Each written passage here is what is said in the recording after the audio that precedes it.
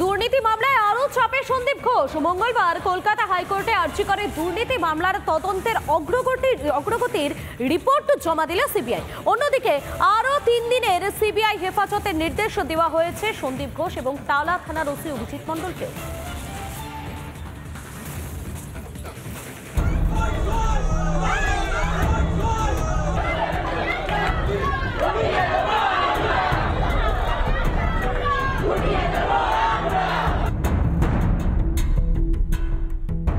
আরজিকর হাসপাতালে চিকিৎসককে ধর্ষণ ও খুনের মামলার শুনানি চলছে সুপ্রিম কোর্টে। এই আবহে কলকাতা হাইকোর্টে আরজিকর মেডিকেলে দুর্নীতি তদন্ত রিপোর্ট পেশ করল সিবিআই। মুখ বন্ধ খামে মঙ্গলবার রিপোর্ট জমা দেয় কেন্দ্রীয় এজেন্সি। অন্যদিকে মঙ্গলবার সন্দীপ ঘোষকে শিয়ালদা আদালতে পেশ করা হয়। বিচারক সিবিআই এর অফিসার ইনচার্জকে প্রশ্ন করেন, ধর্ষণ ও খুনে সন্দীপ ঘোষ ও অভিজিৎ মণ্ডল প্রত্যক্ষ বা পরোক্ষভাবে কি যুক্ত ছিল? তদন্তকারী অফিসার জবাবে বলেন, ঘটনার 5 দিন পর তদন্তভার হাতে পেয়েছি। এফআইআর দায়ের হয় 14 ঘন্টা পর।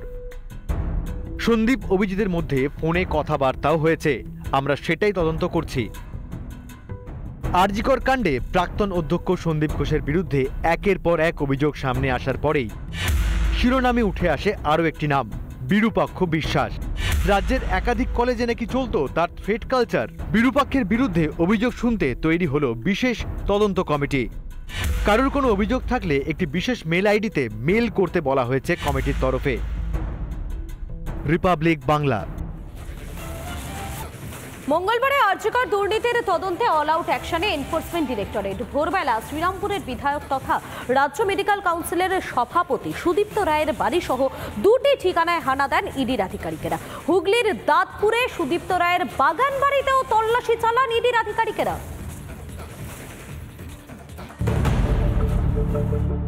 আর্যিকরে দুর্নীতির শিকড়ের খোঁজ পেতে তদন্ত চালাচ্ছে ইডি। মঙ্গলবারও রাজ্যের একাধিক ঠিকানায় হানা দিল এনফোর্সমেন্ট ডিরেক্টরেট।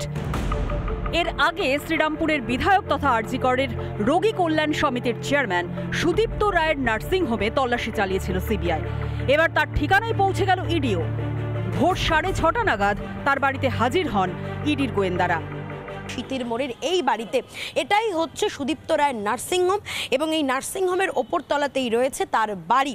এই 2টি জায়গাতে একযোগে তল্লাশি অভিযান চালাচ্ছেন ইডির তদন্তকারী আধিকারিকরা। এবং জানা গিয়েছে সন্দীপ ঘোষের সঙ্গে অত্যন্ত ঘনিষ্ঠ যোগাযোগ ছিল এই সুদীপ্ত রায়ের। শুধু কলকাতার বাড়ি নয়, হুগলির দাঁতপুরে বিধায়ক চিকিৎসক সুদীপ্ত রায়ের বাগান বাড়িতেও হাজির হয় ইডি। 2008 সালে কেনা এই বাগান বাড়ির সুবিশাল গেটে লেখা বসু রায়। যে তার যে জায়গা, সেই জায়গা যখন তিনি কেনেন তখন তাদেরকে বলা হয়েছিল এখানে চিকিৎসা কেন্দ্র হবে, নার্সিংহোম হবে, কিন্তু কোনোটাই হয়নি। এমনটাই কিন্তু অভিযোগ স্থানীয় বাসিন্দাদের। বলেছিল আমি যে করবো, আমি নার্সিংহোম করবো, এখানে গরিবদের সুবিধা হবে, হয়তো বাংলো করে। তখন সেখানে চোখের ডাক্তার হবে, কি বলেছে? চোখের ডাক্তারের বসবে, এইসব হবে। সকাল 8টা নাগাদ 5টি গাড়ি করে ইডির গোয়েন্দারা বাড়িটিতে প্রবেশ করেন। বাগানবাড়ির প্রাক্তন ও বর্তমান কর্মীদের সঙ্গে কথা বলেন তদন্তকারীরা। এখানে মালির কাজ করছে, একটা পুকুর আছে, ঢালাই দেওয়া রাস্তা আছে, চারিদিকে গাছপালা আছে, আর ভেতরে খানপাশে ঘর আছে আর স্টোর রুম আছে। বিকেলবেলা 4টে নাগাদ আসতো, কোনো সময় রাত্রির 8টার সময় যেত, কোনো সময় ফোন এলে রাত্রির 10টার সময়ও যেত। ওনার সঙ্গে মাঝখানে আরও যখন এসেছে তখন ওই বেচারাম মান্না যে প্রথমে একবার এসেছিল, আরও ও যে স্তরের মানুষ, যে বিধায়ক, ওই সব মানুষ আসতো।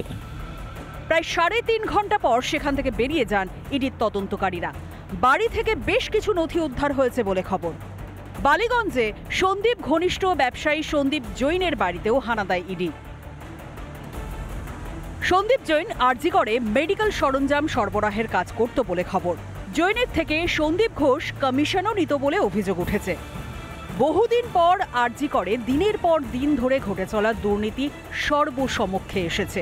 এই সীমাহীন দুর্নীতির নাগাল পাবে কি কেন্দ্রীয় তদন্তকারী সংস্থাগুলি? রিপাবলিক বাংলা।